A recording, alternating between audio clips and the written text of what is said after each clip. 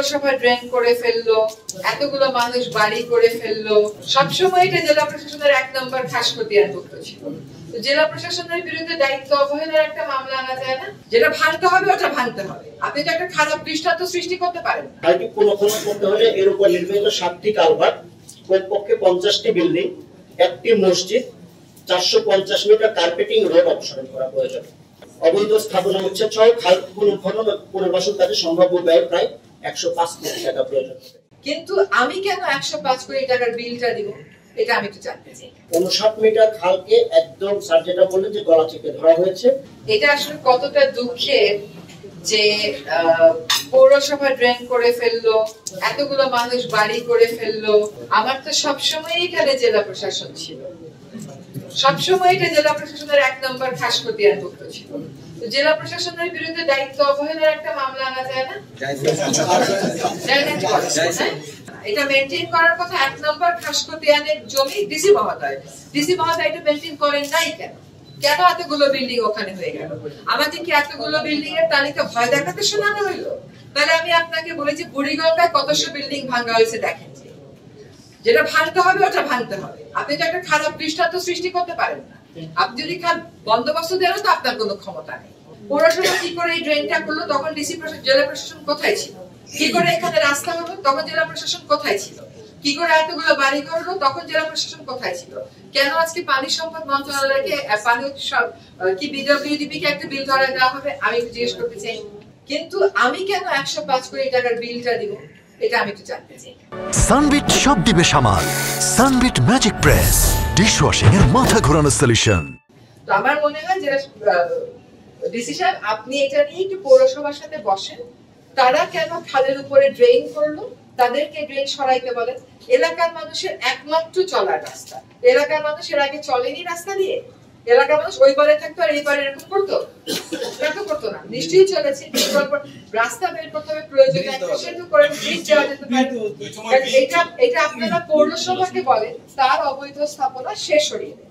তার অবৈধ স্থাপনা সরানোর দায় আমার। আমাদের দখলদারদের তালিকা আছে, আমরা নিজেরাও চাই এই দখল উচ্ছেদ করতে। আমরা পরিষ্কার করছি খাল, কিন্তু খালটাকে নবজীবন দান করতে পারি নাই, কারণ খনন দরকার, অনেক টাকা দরকার। এখন যদি আমাদের আর্থিক সংস্থাটা করে দেওয়া হয়, আমরা 100% কমিটেড যে আমরা এই খালটা ইনশাআল্লাহ পূর্ণ অবস্থায় দিতে পারবো। যেখানে সুরমা নদীর মুখে পতিত হয়েছে ওই জায়গায় স্যার 59 মিটার খালকে একদম স্যার যেটা বললেন যে গলা চেপে ধরা হয়েছে। এখানে বন্ধ করে এটার উপর একটা প্রাথমিক বিদ্যালয় স্থাপন করা হয়েছে, একটা কমিউনিটি সেন্টার করা হয়েছে, রাস্তা করা হয়েছে। আইটি পুনঃখনন করতে হলে এর উপর নির্মিত 7টি কালভার্ট, কমপক্ষে 50টি বিল্ডিং, একটি মসজিদ, 450 মিটার কার্পেটিং রোড অপসারণ করা প্রয়োজন। এছাড়া কালভার্ট, মসজিদ এবং অসংখ্য স্থাপনা রয়েছে যা পৌরসভার সিদ্ধান্ত মোতাবেক অপসারণ করা যেতে পারে। অবৈধ স্থাপনা উচ্ছেদ সহ খাল পুনঃখনন ও পুনর্বাসন কাজে সম্ভাব্য ব্যয় প্রায় 105 কোটি টাকা প্রয়োজন। এখন খাল উচ্ছেদের ব্যাপারে প্রশ্ন হইল যে 5টা খাল, এই খালের বন্ধ থাকার কারণে পানি নিষ্কাশন যথাযথভাবে না হওয়ায় শহরের মধ্যে জলাবদ্ধতার সৃষ্টি হয় এবং সরকারি জায়গাও বেদখল হয়েছে। নৌ চলাচল সহ পানি নিষ্কাশন, ময়লা নিষ্কাশন এগুলা বন্ধ হইয়া যাওয়ায় বন্যার সময় এলে পানি নিষ্কাশন হয় না, বন্যার পানি উপসিয়া বিভিন্ন বাসা বাড়িতে উঠে। এই যে সুঙ্গা খাল, যে খালটা তৈরি হয়েছে, এই খালটার মধ্যে প্রজেক্ট আছে যে নদীর পানির প্রবাহ ঠিক রেখে এটা লেকের মতো করার, কিন্তু দেখা গেছে ভূমিকাকো যারা আসলা তারা এটারে চিপ বদলাইছেন বলতে তখন আসলা ইকবাল সাহেবের ওয়াইফ আসলা এমপি, তান্ডে দইরা ভূমিকাকো যারা এই পরিষদ দখল করছেন যারা, তারা এটারে প্রজেক্টে বদলাই এই সুঙ্গাটা বানাইছেন, যে সুঙ্গা দিয়া পানি প্রবাহ নাই।